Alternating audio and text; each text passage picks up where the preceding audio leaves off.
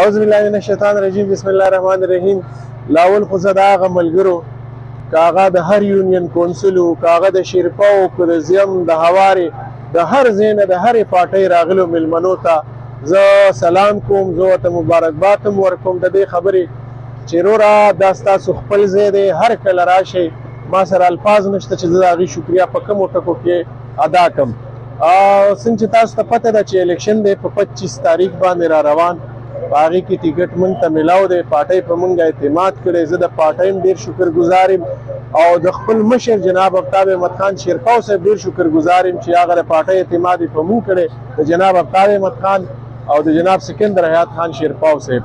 د هغې نه پس زه د هغه ټولو ناظمینو صاحبینو او چې کوم درخواستونه ورکړي وو د هغې هم ډېر شکرګزار یم چې هغوی زما نه تکړه کینډیډیټ و، هغې هغه ټیکټ موږ ته پرېښوسته. زه هغې ته هم سلام کوم.